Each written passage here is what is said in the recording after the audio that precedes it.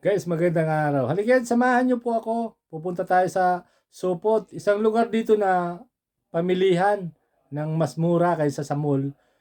Kung sa Pilipinas, sa Cebu, mga Cebuano, tabuan. Sa Waray naman, larayan. Parang ganun. O dito sa Middle East naman, Katsarahan. Katsarahan Market, ganun. So kung ano man tawag sa inyong lugar to, basta halika't samahan niyo po ako. Makakita tayo ng mura doon. Guys, location Katernikov. Dito po ang babaan ng bus pagaling ka ng Evangelica. So ito din po ang way papuntang Supot. So yan po. Yan ang tram, ang sasakyan papuntang Supot. Yan naman po ang McDo, ang landmark ng Katernikov. Pag naliligaw ka o tagpuan ng mga naliligaw, dyan po sa McDo. Yan, McDo po yan. Tapos ang train po nila ay ganyan. Nasa kahanay lang din ng mga sasakyan. Yan. Hindi po naka-elevate ang train or tram dito. Tram po kasi ang pangalan nila, ang tawag nila dito pag train sa lengguwahe nila. So, ang way papunta ron ay either mag-bolt ka or taxi or train. Yan. So, papunta po tayo ng Supot, pamilihan ng mura. Yan, kasama ko ang aking mga dabber cards sa aming bahay. Yan po. Ang paligid-ligid ng dadaanan ng tram. Yan po guys. Yan, sa madaling salita, nandun na po tayo sa babaan papuntang Supot. Yan po, bumaba na po kami dyan ng train at bababa naman po kami dyan kasi nasa baba ang daanan papuntang Supot. Yan po, nasa taas po tayo dyan. Yan po. Yan, baba na. Taigsiin lang natin, huwag nang himay-himayin, hahaba masyado. Yan. Sa baba na yan, daanan na po papuntang pinaka proper ng Supot. Pero sa daanan pa lang, may nagtitinda na ng iba't iba. May pabango, may mga damit, sapatos. Yan po ang mga dadaanan nyo po. Pero malayo pa po ang pinaka proper niyan. Mga 2 kilometro pa pong lakaran. Mula dyan. Yan, sa umpisa pa lang po yan. Doon po sa talaga naka-designate ang pinakapamilihan. Siguro binigay ng gobyerno yan, doon sila para maganda nga naman pag may isang lugar lang na ano. Yan, malayo, di ba? Yan, oh, nakikita nyo. Ito yung walkway. Dito naman sa padang kanan, may kalsada, daan ng mga sasakyan. Yung iba doon, may mga sasakyan, nagpupunta at nagtitinda. Yan. Sige, lakad lang hanggang doon. Yan po. Yan, kasama ko. Yan, dumawid na po kami dyan kasi malapit na po kami doon sa papasukan, papunta mismo doon sa pamilihan. Yung lugar na yan, talagang sa Supot na yan. Nga lang, doon lang tayo talaga sa sinasabi nilang pamilihan. Yan. Ang paligid niya. Tapos ito naman sa bandang kaliwa, may parang toll gate sa parking ata yan or may bayad siguro. Yan, hinaharang ang bawat pumapasok. Yan, si Kuya. Yan, ito naman ang way papunta roon sa maraming pagpipiliang mga tinda. Yan, tinuturo ni Kabayan. Pero bago ka makapasok doon, yan, may dadaanan ka munang mga may sasakyan. Yan, binibinta po yan. May mga, pag nilapitan mo siya, may mga nakalagay doon sa harap niya na presyo. Yan. Yan po. Yan naman po ang mga nakaparking na sasakyan. Sa Supot na mismo yan, mga nagtitinda at saka bumibili. Yan. Yun na mismo yan. Diyan, oh. Diyan sa mga nakikita nyong may mga tao. Yan na mismo. Maya maya nandun na tayo. Pinapakita ko lang sa inyo ang way papunta ron. Para kahit pa paano, alam nyo kung tama nga ang ano. Yan, ito naman toilet nila. Pag, siyempre, pagod ka sa kalalakad, pwede kang mag-toilet dyan. Ito naman ang bukod tanging nagtitinda sa bungad ng mga palamig. Dahil pag mainit, may inuman ka. At saka, siyempre, may bayad. Yan. Yung may mga parang tulda na yan. Yan na po ang pamilihan mismo. Yan, mapupunta tayo dyan. Maya. Pahinga lang ng konti ang mga kasama. Yan ang mga Yan naman, nag-umpisa na tayo dyan sa paglalakad. Mga malawak din kasi yan, mga 10 hektarya siguro. Yan. Yan, mga pang malamig na jacket, na mamili ka dyan.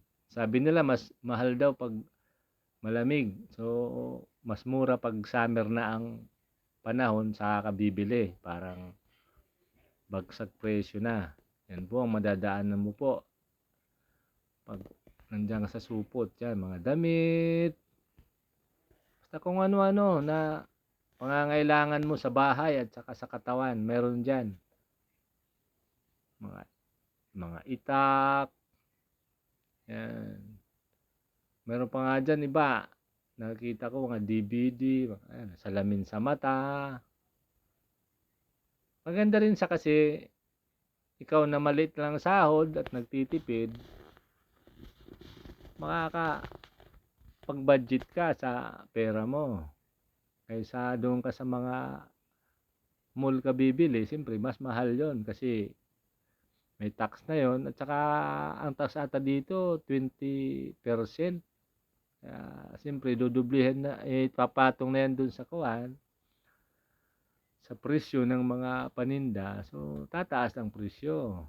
So yan po. Yan po mga makikita nyo na po doon sa pag-iikot-ikot. Yan. Di ba? Marami kang mapagpipilian. Yan. Yan. Kaldero, kawali. Basta mas mura sa dyan. Pero mga original wag ka mga matitibay. Yan.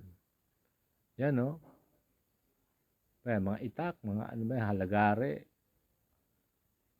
Mga matitibay siya, mga original. Hindi siya basta-basta kasi tiningnan ko talaga siya, talagang okay.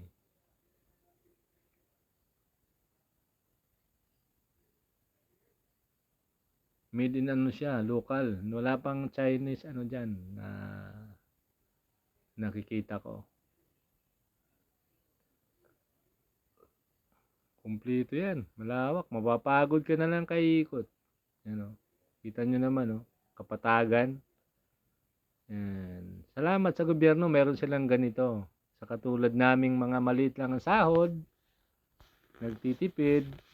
Mayroon kaming area na mapupuntahan. Laking tulong din to Yan o. Kawali, kaldero. Ang totoo nga yan. Ang karamihan dito sa mga Pinoy. Diyan galing ang mga ginagamit Kasi euro na ang kwan dito, pera kahit paano mataas, mahal kung i-convert mo. Yan. Yan Talagang ano ka, mapapagod ka lang sa kaiikot. Dahil sa dami ng mapagpipilian mo. Yan. Meron din yan restaurant kung pag gutom ka na sa kaiikot. Walang, hindi ko na lang ata nakuha Nakita ko yun sa malayo Yan. Mga iba-ibang lahi din napunta dyan. Siyempre, hindi naman lahat na may pera Kahit ibang lahi yan, medyo nagtitipid din yan sa hirap ng buhay ngayon. Yan. Diba? Malawak. Yan, kabayan, kasama ko, tatawad. Pwede naman tumawad dyan. Tataasan mo na lang konti, tapos salubungin mo dun sa kalahati. Pag hindi, tataas ng konti, ayan na, kukuha na. Yan Pati nga dyan, mga comics mayroon, mga hand tools.